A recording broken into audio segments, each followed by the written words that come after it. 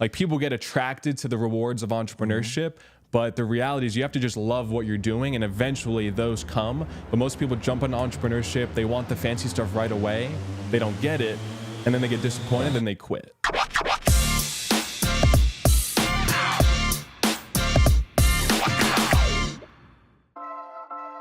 Hey guys, welcome to Troy Gramling Podcast. It is an honor to hang out with you guys. If you haven't already, be sure to subscribe. It helps us out with the algorithm and all the different things that go on. And check out some of the old episodes. You know, our heart is to partner with you so you can reach your potential. And so we talk to a bunch of different people from a bunch of different walks of life, because I really believe everybody's got something that they can teach us. And it's been a whole lot of fun. I am glad you're here today. We have a very special guest.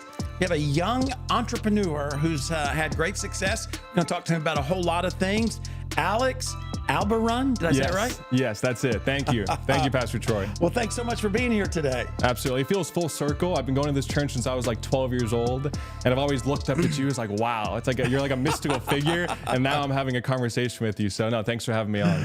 Well, you've gotten older, but I haven't, you know what I'm saying? 12 years old. So now we'll get to your entrepreneurship and all of that, but how did you end up coming to church here? Did your family come? Did you hear? How'd you end up here? Yeah, so my stepmom used to volunteer like Saturday, Sunday in the kids ministry. And then my family and I, we'd go and volunteer as well. So I got the taste on the volunteer side first. And then I just started to go more and more. And then I went on the missions trip and for Puerto Rico, Hurricane Maria. Okay. And then just took it from there. Yeah. Wow. So, so you're 12 years old, grew up. Where did you go to school? Did you go to Cooper City here? Cooper City High School. My house is 90 seconds from here. I could have ran here. Wow. So, yeah. Wow. Now, did you go off to college? Tell me how you got, well, first, let's start here. Tell me what you do, first of all, because I think everybody would be kind of interested in what you do. Yeah, so now I have a marketing business. I've helped over 1,000 business owners and entrepreneurs grow their business. And so think of like YouTube, just like we're doing now, growing a business on YouTube, their marketing, lead flow, their sales. And so I've been doing that for almost 8 years now. Wow. Yeah, so right after high school. So I did college, but like online, not really doing it. I didn't have the college experience. And then I built my business full time. Now, so you're always interested in business? Always. Because I grew up with scarcity financially. I didn't grow up with money, food stamps. It was always late rent, eviction notices. And so it was never an abundance in my household. And so I always had the hunger and the hustle to figure things out. And so right after high school, I started my business. Wow. So now how did you start? So, I mean, because, you know, for a lot of folks, that's always the most difficult part is getting off, you know, sitting there. How'd you start? What does that look like?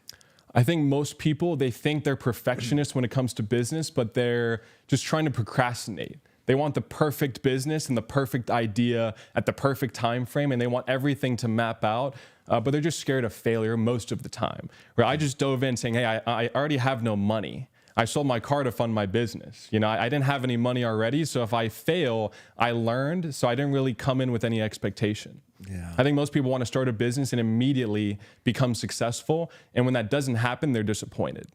Yeah, yeah. And it's always great, too, to start young because, like you said, you really didn't have anything to lose. Bills. Yeah. I didn't have any kids to support because that's a real struggle. Like if I was, 35, 45 years old, I have a mortgage, right, a family, and I want to start a business, now you're risking their financial stability for your dream, which is a different proposition versus me, a young 18-year-old kid. I had nothing to lose. Right. So, well, you've had success since then.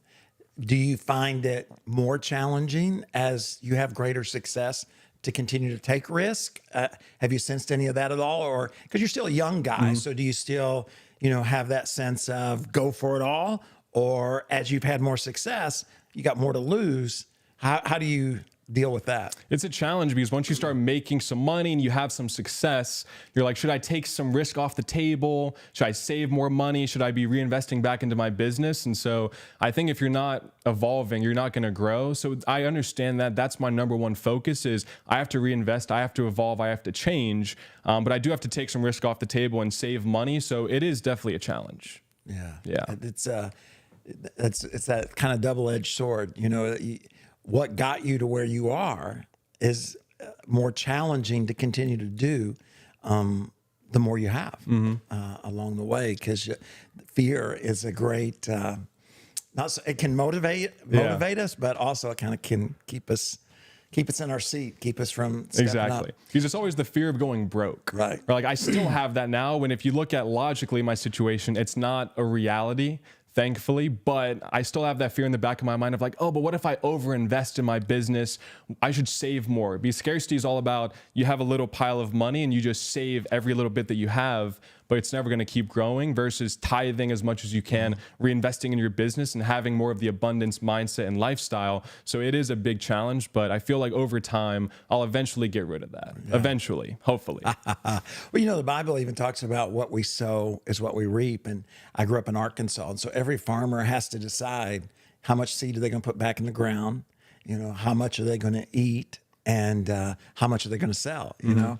And no matter what business you're in, you kind of have that as you succeed, as a harvest comes in, trying to figure out what is the right amount to put back into the business, what is the right amount to give away, that whole process. We're reading a book now called, what's the name of that book? What's the name of it? Prosper. Thou Shalt Prosper. It's, have you ever heard of the book? No. Can you give me a copy?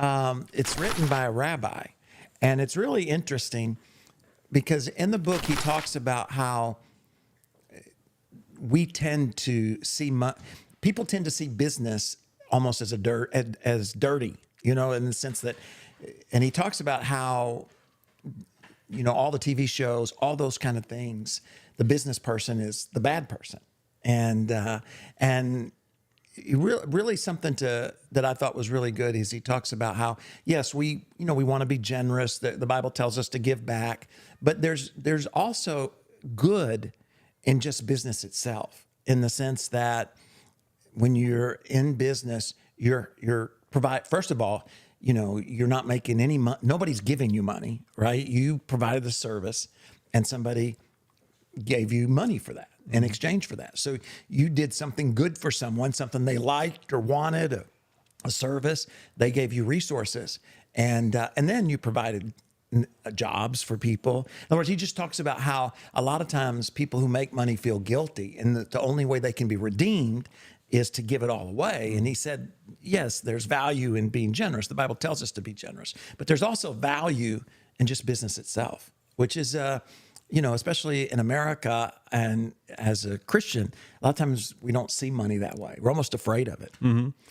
Yeah, most of my clients are Christian, they're faith-based, and a lot of the time they have a somewhat negative relationship with money where they look at it as, oh, if they're rich, they must have done something bad to get it. And when you think about it, it's like, okay, I started a business, you're delivering value to your customers, your clients, you're delivering jobs, taxes, and then with the income that you make, you're tithing more, you're donating more. So if anything, it's selfless to have more money, because with money, that's the power of change. Right. You can make so much change, so much impact with money, but when you don't have money, you're just focusing on yourself, right? I need to pay my bills, I need this, I need that. But when you're doing really well financially, you can help so many other people and make an impact. Yeah, money gives you options, different opportunities. Here's the book, and again, just because somebody wrote a book doesn't mean they know everything, but it's interesting and challenges the way we often think about resources and the difference that they can make, and business itself, not just the money, but just the act. I've never, to be honest, I just really hadn't thought about the CEO of Walmart and how much good he does for our community, even if he never gave a dime away, in the sense that he provides jobs, he provides services, he provides it at a good price, because we tend to be raised in a way of thinking, well, he's taking advantage of us. Right. He's got to be a bad guy, because anybody that's a CEO or a business person is a bad, manipulative, selfish person. And there are some, just like there are bad people in everything, but to not just throw it all away simply because some people misuse it or manipulate people along the way. So, you've had success at a young age. How have you dealt with that? Just the temptation that comes with that, the arrogance that can come with that, all of those things. Right. Well, think of an NFL athlete, they go to college, now they make money in college, but back in the day, they used to make no money in college. Then they would sign a $10 million contract with a $5 million signing bonus. They went from nothing to having everything too quickly. right? So I'm lucky in my business that I've been doing it for 8 years, and it's been a gradual climb, and it's been a roller coaster. There's been great years, and the next year I'm like, what is going on? Like, I thought this was going to just be guaranteed forever. And so over time, it's been a gradual climb to where I've been able to value money, not take it for granted, because what's working today for my business is not guaranteed to work for the next 5 years, 10 years. And so I think with some people in business, they make no money, then they make a bunch of money, and it's just too much at once. They don't know how to manage it. So luckily, I've gradually grown my business and my finances over time. Right. And you say gradually, but how old are you? Going to be 26 next month. All right, so you're 26. But entrepreneurship is like dog years. So 8 years is like times 3 or 4. So you're know? 26. You just bought a Rolls Royce. Yes. So in my mind, that's pretty straight. That's pretty straight up. That's pretty not normal. So what would you say? What's the difference between you and the other person that's out there that works hard? What, is it hard work? What's the difference? Would you say? So I think when you look at consistency, it's something that I've heard you speak so many times, so many people, that's the missing piece. They have the skill set, they have the experience, they have the knowledge, but they're missing consistency. It's like going to the gym. Nobody is expecting a six-pack if they go to the gym today, don't go for a month, then they go next month, and it's just sporadic. So I never quit on my business. I always kept pushing, always kept growing, but again, always changing. Because a lot of people think, okay, my business did well in 2019, so the strategies that worked then are going to just magically continue forever. But you have to change things. I've always evolved. I'm never comfortable. So I think it's the consistency and the fact that I'm never content. Even right now, it's my best revenue ever, the last 3 months, the last year, but I'm not comfortable. I'm not satisfied because what's working could turn off tomorrow. So it's always evolving, always changing. Now, have you, as you have had success, how has that changed your life? I've been able to be more generous, right? But I think you've even said this many times where if you don't have a lot of money, still give. If you have $100, give $10, right, or leave a good tip at the restaurant. So I've always had that. Or even for the Hurricane Maria trip, right, I didn't even have the money to go. You guys sponsored me, if you remember that. That was 2017 or so.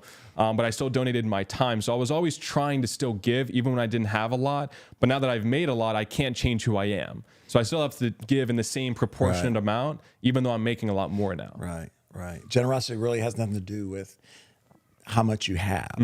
Sadly, I've seen a lot of people that have a lot and they hang onto it tightly, and people who have very little and yet are quite generous. And it's always amazing to me how even happiness isn't determined by how much you have. Generosity has a lot bigger impact, seems like, on our joy than how much it is that you actually make. Now, did you start the business because you loved it, or did you start the business with another end in mind? Or, sometimes people say, well, if you do what you love, you never have to go to work a day in your life. Or is there a different motivation? Like, are you in a business you love, or do you love business, or what's your motivation? Right. I love business. I just love being able to control my destiny. I couldn't imagine being in a job where I was getting a 1% raise every year for the next million years, right? Like, I controlled my destiny, whether I was successful or whether I failed. So that alone, I love the game of business in itself. Like the Rolls Royce and the fancy stuff. I make videos all the time about, like, people get attracted to the rewards of entrepreneurship. But the reality is you have to just love what you're doing, and eventually those come. But most people jump into entrepreneurship. They want the fancy stuff right away. They don't get it, and then they get disappointed, then they quit. Right, right. So now, who's your inspiration? Like, who are some folks that you look up to that have encouraged you along the way? Well, besides you, and you have been, like, one quote you always said was, because you have read so many books that you read a book to get one nugget of wisdom. I always remember that because I stopped reading books at a certain point. I stopped learning, right? And that was a part of the issue why I stopped growing at a certain point. I stopped watching YouTube videos. I stopped reading books. But I remember what you said, and you're like, hey, even if you watch a video or read a book, if you get one nugget of wisdom, that's kind of what you're looking for at this point. So I always remembered that. And so, no, thank you for that. And I've been watching you for so many years. And so you've been a big inspiration, but Tony Robbins as well, and other people in my space that I look at them as, hey, they're successful. If they can do it, I can do it as well. right? Because they're human, they bleed red. They're, again, everyday people, but they've been working hard. They've been consistent. And so Tony Robbins, people like you, and people that started from nothing and with consistency, with hard work, built something amazing. Yeah, and Tony Robbins has been around for a long Consistency. time. Yeah. Right. You're not successful like him for a long period of time unless you're doing the right things, because people can be flash in the pan. Like you see some artists, right? They have some famous songs that if you heard on the radio, you would know, but you're like, oh, who made that? Like, I don't even know their name, you know? And so even people like 50 Cent, he's a rapper, but he's been around for the last 20, 25 years being successful. So I look at people who are successful long-term, because that's a lot different than kind of flash in the pan, quick success.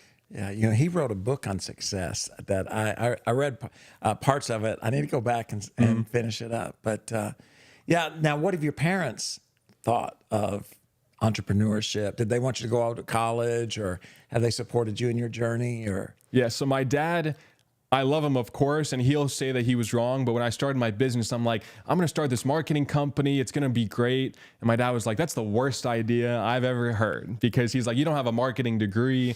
You don't have the credentials. But he even said later on, once I was successful, that it was his own fear and insecurity, right? Because as a parent, I'm sure you can agree, most parents want their kids to just be safe. Right. They don't necessarily sometimes want them to reach their potential, because that takes risk and you could fail and fall on your face. And so now as time has gone on, my parents see the path and they see the vision. But in the beginning, they were like, no, go to college, get the degree, stay safe and stay comfortable. But I have a lot of clients who are younger, and I tell them, hey, like, your parents aren't going to live your life, so don't let them dictate what you're doing. And even older people who are, 50 years old and their parents are 70 and they're telling them how to live their life. And I'm like, you got to get out of that, because you're going to be looking back when you're 80 with a bunch of regret. I have so many clients that are like, oh, I wish I would have started this 20 years ago, 30 years ago, but they just listen to people that aren't doing what they want to do. Right? It's like asking someone, hey, you don't really dress, like, you dress really well. I would ask you for fashion advice. But let's say someone doesn't dress that well. It's like asking them, hey, how would you fix my style? And it's like, well, you're not really the goal. Like, I don't know if I would ask you for advice, but not them. So with business, like, sometimes people, they ask friends, they ask family for financial advice, money advice, business advice. But if you look at their credentials, they're not really in a place, even though they love you, they're not in a place to really give you credible advice. So it's a dangerous slope. Yeah, I always have, as a pastor, you get lots of advice, whether you ask for it or not. And the Bible tells us that there is, wisdom in many counselors. And so I've always had to try to determine who am I going to listen to. Because if I try to listen to everybody, I really can't hear anybody. And I can't emotionally handle it, because everybody has so many opinions. So one of the things that I did is I decided I was going to listen to those who love me.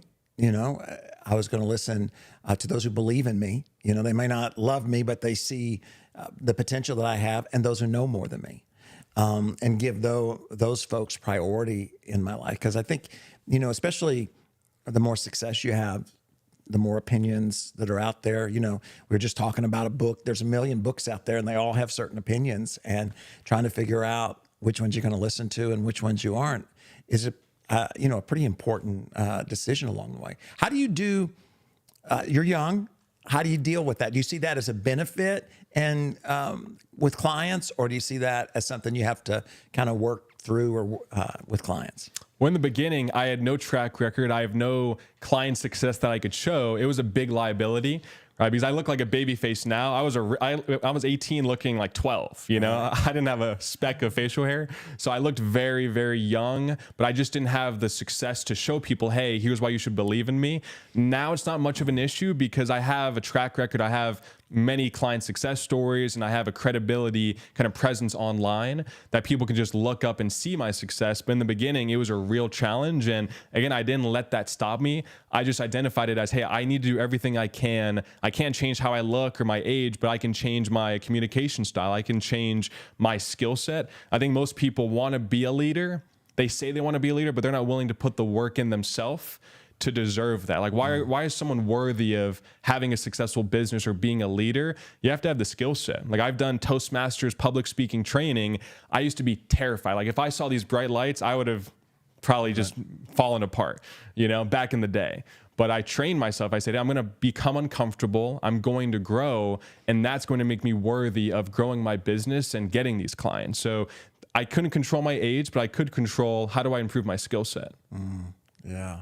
Success never really goes on sale, does it? I mean, No, no discounts, no promos. You have to put in the, and that's the part people don't see. You know, they might see the nice car, they might see the number of clients and the success, but they don't see, you know, that young man who had to go to Toastmasters or read this book or talk to this person to overcome or to learn or to grow and to become, you know, who you are today. And I think that's so important. And, you know, it's exciting to see what's happening in your life, and not only in your life, but how you're able then to transform that and help other people as well. So what do you see in the future? You know, that's a tough question because I try to be humble in that, like, I can plan for the future, but I always have to evolve. So I think generally, whether it's on YouTube or TikTok or all these different social media platforms, I want to give the younger generation a different person to look at, right? Because on social media now, for the younger generation, I didn't really grow up with social media, but you have 11-year-olds, 12 years olds, like they're seeing some crazy stuff on social media. And I want to give them a different positive role model and grow my, channel, grow my business, but just sharing a lot of free value by saying, hey, you can do things differently, right? You don't have to go to college, but just know you're choosing a very difficult life of entrepreneurship and sharing the reality, right? Not just sharing the cars or the fancy end result, sharing, hey, if you want to grow a business, go to Toastmasters, embarrass yourself with public speaking, like get better, improve your skills. So long term, I don't know where my business is going to go, but I know I want to help a lot of people and spread my message and show kind of the before and after, and that, hey, if I could do it, other people can do it as well. Now, if people want to find out more about you, where do they go?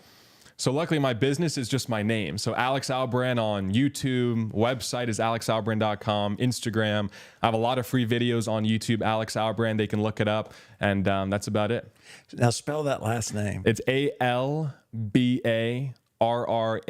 We were talking about it before we shot, and it's a Spanish last name, but it's Albarran. I can't roll my R's. My Spanish family is going to exit this video now. But it's Albarran, and then it's you roll the R's. You said you could, right? No, I can't. My kids can't. They grew up here, but I can't. I can't. I tried. I gave up along the way.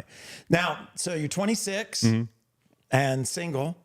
No, I have a fiance. Oh, yeah. So you have a fiance. Because I was going to ask you, that has to be a temptation that you've had to work through. I mean, in the sense that how you're going to deal with the opposite sex and what relationships are real and what are fake, especially online.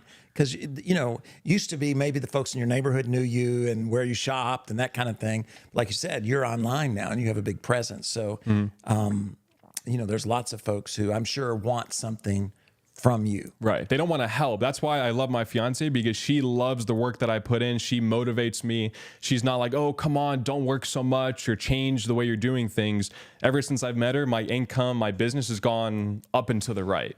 It's been more successful because I've had her to motivate me, to help me grow and just mature.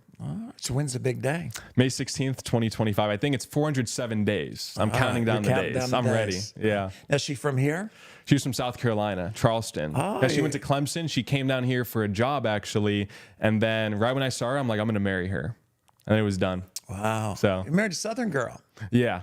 So, thankfully. Yes, the Southern girls. That's, Stephanie's from Arkansas, of course. That's where we came from. So nothing wrong with those Southern belles. I guess. Great guess. Values, great tradition. It's definitely like a look into the past. That whole area, like South Carolina, Arkansas, North Carolina. I like it. I enjoy it. Yeah. So now have you been up there to meet her parents? Absolutely, yeah.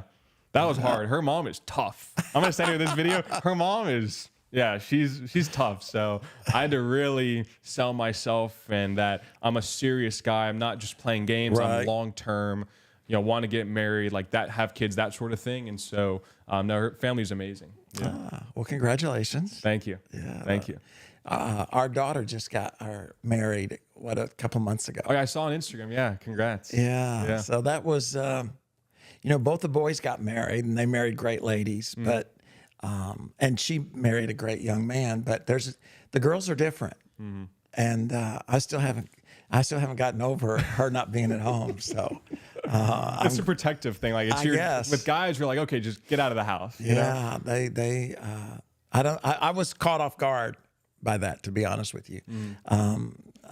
But anyways, you got a while before you have to worry about that. Yeah. So now we got just a little bit of time left, but I know that folks watching, they've followed you. And what are some of the mistakes you see people make when it comes to, and not just financial success, but just success in life? Because not only are you succeeding on the business side, but you know, like you said, you're about to get married. You have joy in your heart. What are some of the mistakes you see people make? Well, I think focus is very important. Just focusing on fiance, dog, house, business. A lot of people have the partying, the temptations, right? All the different things that are out there. Once they see some success, then maybe they overstretch and they buy the car that they really shouldn't have bought. And then they have to change their business to afford the car that they don't really need. So I feel like a lot of people with success, they let distractions enter in, and that kills people's potential a lot. Once they see some success, all the partying and vacations, they lose focus. And then again, they don't grow their business anymore. They think, oh, my business is fine. Like my career's good. What's been working is going to work forever. Let me go on this 2-week trip. Then they come back in 2 years and they're like, wow, my business is dead and I can't rebuild it. So I feel like a lot of people just need to say, what are my key priorities? Family, faith, business, or your career, your health. Beyond that, you can't let anything, and you have to say no. I think I've learned that from you a lot, is that sometimes the most important thing is not saying yes to everybody. You'll make everybody else happy besides yourself. Right. So saying no, I think, and focusing is very important. Yeah. Every no has a relational fallout, you know, and that's what I think makes it so difficult, because no matter who you say no to, they don't want no. Yeah. You know, and that's difficult. I remember Braden Looper was a baseball player, and he came to church here, and I'll never forget, I really learned something from him. We were out one day, and we were at a store or something, and I remember him saying to me, the challenge he had, you know, normally I grew up and I shop based on the price tag. You know, it tells me whether I can afford it or not. You know, so I don't, and he said, you know, it's totally different when you can afford anything and you have to determine whether or not you need it. And because I think a lot of us shop by the price tag, you know, that I can afford it, so I'm going to get it, which he was asking, especially as a Christ follower, a deeper question, which is, should I? I can afford it. It's not going to affect me financially, but is this what I need to do? And I think as you have success, that becomes a really important question. Or your toys just get bigger and bigger and big, you know, because, you know, you can be, you know, quite a millionaire, 100, whatever they call 100 millionaire, billionaire, you know, and still shop by the price tag. You know, I got this yacht, now I'm gonna get this yacht, or I got 2 houses, now I'm gonna get 4, or whatever. But to really be able to mature to that point to where you can make decisions based upon, you know, what's best for you, what's best for your family, what's best for the community, and what's the best investment for the resources that you've been blessed with, that you've earned, that God's given you. So my best investment is Uber Eats. If you look at time saved, right? I don't have to go to the store. I don't have to cook. I don't have to even pick up the food that's already cooked. Uber Eats, like, again, I've spent money on stuff where I look back and I'm like, that had made no impact on my happiness, my joy, or anybody else. You know, and so now I don't spend money on clothes. Like these jeans, I've had them for 7 years. So these are back when I was broke jeans, you know? So, but I spend money on things that, like, I see, okay, I'm spending money, but it's an investment. It's either going to grow my business, it's going to make me really, really happy, or like Uber Eats or, you know, Ubers and other things that save time. Because time is extremely valuable. And so that's seemingly like, oh, Uber Eats, like that's obvious. But if you really think about it, you save hours a month. So you're not a cook. Well, you remember I had a little meal company too. I cooked meals. I'm scarred from cooking. So I can just take food, put it in the microwave, and then hit 2 or 3 minutes, and then. What about your fiance? She joined the club. She's like, I don't want to cook. We worked hard. We're like, we want to go home, watch some Grey's Anatomy. So she's okay with Uber Eats. Starbucks, McDonald's, Pollo Tropical, and we're set. Yeah, we're simple. What? Now tell me your favorites again. A McDonald's, Starbucks, and then Pollo Tropical. Like you're awfully. Chicken. How are you so skinny then to eat at those places and be that skinny? That's crazy. As you get older, that's not the case. Yeah. Right. More smoothies. Right, Pastor Danny. I need Jamba Juice. Yeah. as you get older. Well, man, thanks so much for coming and hanging out with us. Absolutely. So proud of all that God's doing in your life and your success and just your joy and the impact that you're having on other people. Congrats. Thank on you. The future marriage. And what's her name? Grace. Grace. Beautiful name. Yeah. Grace from South Carolina. Yep. What town did you say? Charleston. Oh, that's a beautiful city too. Beautiful. Yeah, like the downtown area, it's really, really nice. So, yeah, that's a beautiful area. Mm-hmm. Well, when you have grandkids, you may have to have a second home or move to something like a condo over there. It's Yeah. really, really nice. So absolutely. a beautiful place. Well, thanks for being here, and congrats and best wishes, man. Thank you. Appreciate it. Thank you guys so much for spending some time with us today. And if you want to check out Alec, tell us again how to spell your name. Albarran, Alex Albarran, on all the platforms, everything. Alex Albarran. Yep. So check him out and all that he's doing, and be encouraged. It's one of the great things about the day in which we live is social media allows us to celebrate the success of other people. And that's a great way in which to do it. Subscribe if you haven't. It helps us out. The algorithm's always important. Share it with somebody. And go back and look at some of the past episodes. Thanks so much. Love you guys. We'll see you next Thursday, 8 a.m. A new one will drop. God bless. Oh, don't forget. I forgot. Don't forget. I got a brand new book out. All right. It's called Potential, the Uncontainable Power of God Within You. And you can pick up a copy today at Amazon, Barnes & Noble, or really anywhere you buy books. Thanks a lot. We'll see you next week.